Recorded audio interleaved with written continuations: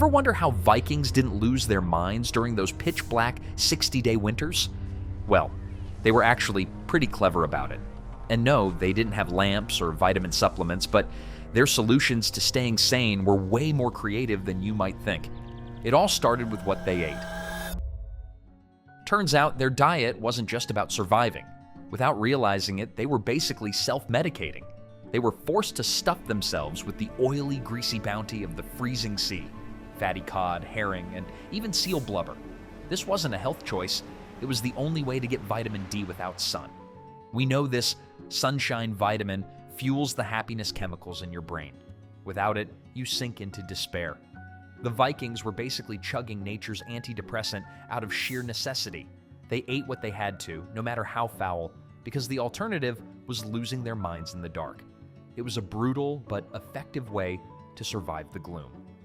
A single small piece of wild-caught salmon can contain almost 1,000 international units, IU, of vitamin D. To put that in perspective, the amount modern doctors recommend for the average adult today is around 600 IU. The Vikings were basically megadosing on a happiness vitamin every single day, without ever knowing why it worked. In the most extreme northern settlements like Iceland and Greenland, they also relied heavily on seal and whale. The blubber and meat from these animals were calorie bombs, essential for generating body heat in the brutal cold. But just as importantly, they were packed with incredible amounts of vitamin D and those vital omega-3s. Cod liver oil wasn't a modern health fad, it was likely a daily reality. Liquid sunshine ladled out to keep everyone, especially children, healthy and resilient. The real genius, though, wasn't just what they ate, it was how they made it last. The Vikings were the undisputed masters of food preservation. They had to be. They created a pantry that could feed a large family through the longest, darkest, most frozen months of the year. They hung massive catches of cod on huge wooden racks, exposing the fish to the cold, dry wind until it turned into stockfish, a kind of fish jerky that was as hard as a board and packed with protein. It could last for years without spoiling. To eat it, they would pound it with hammers and soak it for days. They cured other meats and fish with salt, a hugely valuable commodity they traded for across Europe, or smoked them slowly for weeks in the rafters of their longhouses, and they pioneered fermentation. They created skyr, a thick, tangy, protein-packed yogurt that has been a superfood in Iceland for over 1,000 years. They even fermented shark, creating the infamous hakarl, whose ammonia-like smell was a small price to pay for a food source that wouldn't rot. These tricks weren't just about preventing food from going bad, they were a sophisticated system that ensured the Vikings had a constant, reliable supply of these mood-boosting nutrients right when their minds and bodies needed them the most. But you can't just eat your way out of total darkness. The Viking diet was the shield for the body. Their community was the fortress for the mind. We know today that social isolation and loneliness are like pouring gasoline on the fire of depression. Human beings are wired for connection. The way the Vikings lived in winter was, by design, the perfect cure for loneliness. The heart of the Viking world was the longhouse. These were not cute little family cabins. These were enormous, long, single-room buildings, like a barn and a house fused together, often stretching 100 feet or more. Under one single roof, 30, 40, or even 50 people lived together. We're talking about the entire extended family, grandparents, parents, children, aunts, uncles, cousins,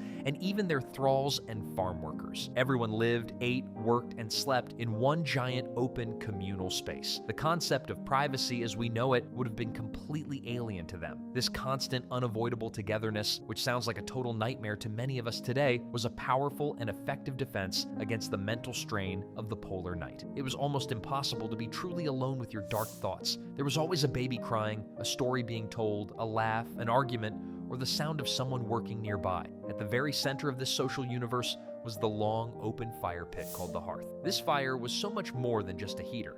It was their indoor sun. It was a psychological anchor in the darkness. The constant, living, flickering light gave them a focal point, a symbol of life and warmth when the entire world outside was dark, dead, and frozen. The fire naturally drew people together. It was the hub for cooking, for telling stories, for sharing meals, and for the simple, comforting act of staring into the flames. It was a communal warmth that physically and mentally held the darkness at bay. Winter wasn't vacation time for the Vikings.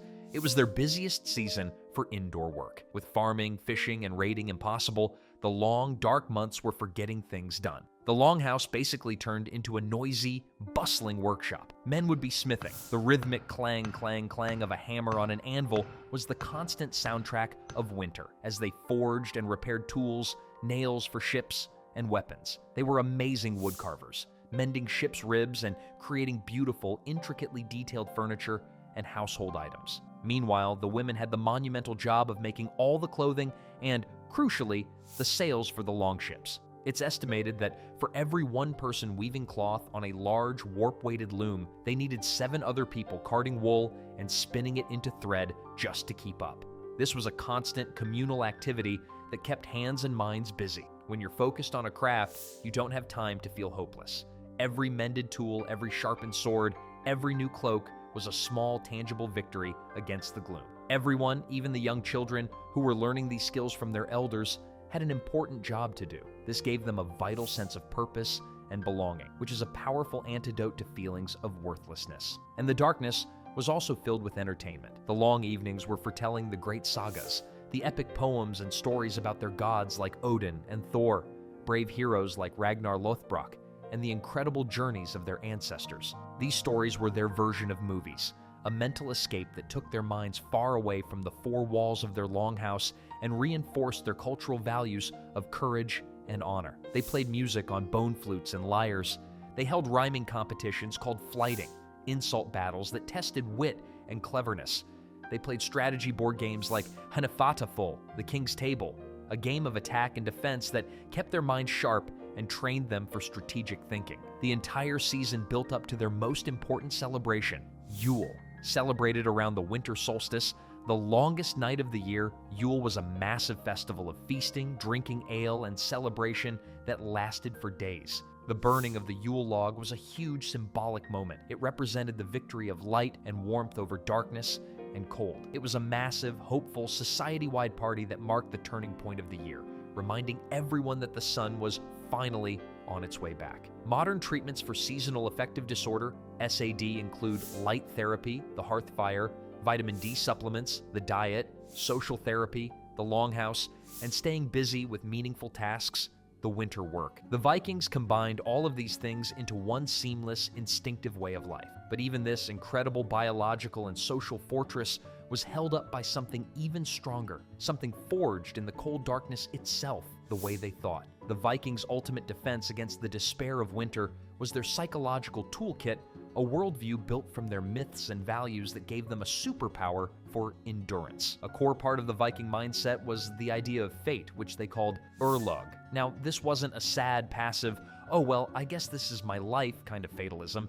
It was the exact opposite. It was empowering. Urlog was the powerful belief that everything that would ever happen to a person, a god, or even the entire universe was already decided, woven like a thread into a giant cosmic tapestry by divine beings called the Norns. You could not change your fate. It was unstoppable. That might sound totally depressing to us, but for the Vikings, it was freeing. The secret was that honor, worth, and meaning were not found in trying to change your fate, but in the attitude you showed when you faced it. This way of thinking is a brilliant psychological trick. It shifts your focus completely. You don't waste energy complaining or worrying about things you can't change, like a long, dark winter or a coming storm. Instead, you focus 100% of your energy on the things you can control, your actions, your courage, your preparations, and how you help your community. Their role models for this were the gods themselves. In Norse mythology, even the most powerful gods were trapped by fate. Odin, the All-Father, the king of the gods, knew through his wisdom that the world was destined to end in a giant battle called Ragnarok. He even knew his own specific fate. He was destined to be eaten by the giant wolf Fenrir. So what did he do? Did he fall into despair? Did he hide? Nope. He prepared. He spent centuries gathering the souls of the bravest human warriors in his great hall, Valhalla, to build an army to fight alongside him on that final doomed day. The gods faced their own destruction with action and courage, not with moping.